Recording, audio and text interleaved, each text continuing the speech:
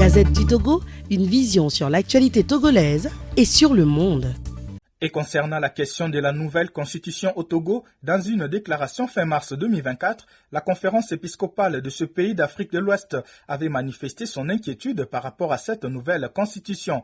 Les évêques togolais avaient à cet effet invité les présidents de la République à surseoir la promulgation de cette nouvelle constitution. Contre toute attente, les députés togolais ont voté cette nouvelle constitution vendredi dernier. Une situation que regrette Monseigneur Benoît Alouonou, évêque de Palimé et président de la conférence épiscopale du Togo. On l'écoute.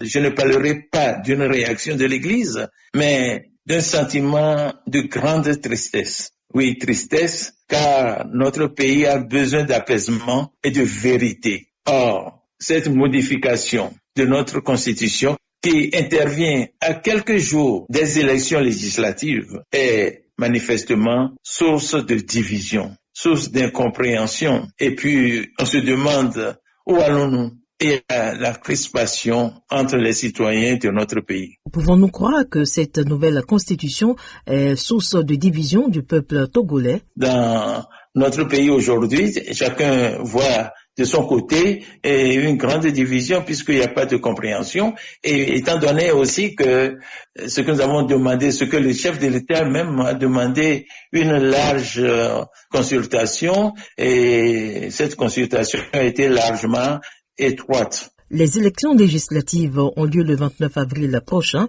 Est-ce que l'Église catholique, par sa commission justice et paix, fera-t-elle partie des observateurs à ce scrutin? C'est notre devoir de citoyen, de contribuer à la transparence des élections chez nous. À ce sujet, en tant que pasteur, nous avions effectivement fait la demande de participation de 500 observateurs.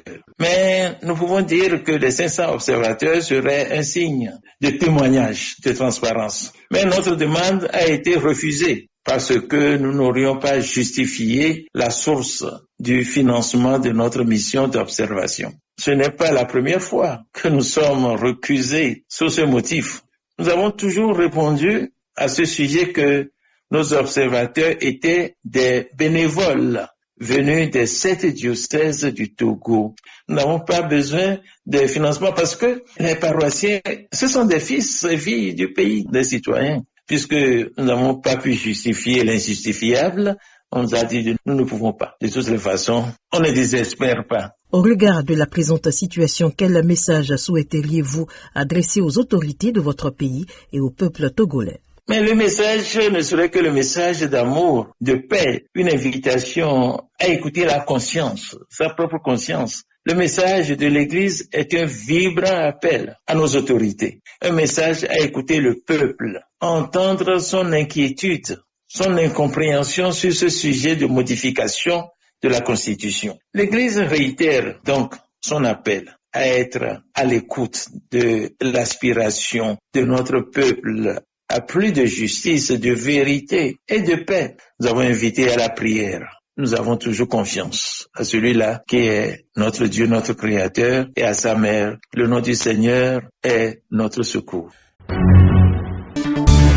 La Gazette du Togo, une vision sur l'actualité togolaise et sur le monde. Rejoignez-nous sur le www.lagazettedutogo.com ou sur nos comptes Facebook, Twitter et YouTube. Pour tout contact, écrivez à contact@lagazettedutogo.com ou appelez le 92 80 88 53. La Gazette du Togo, c'est l'information en continu.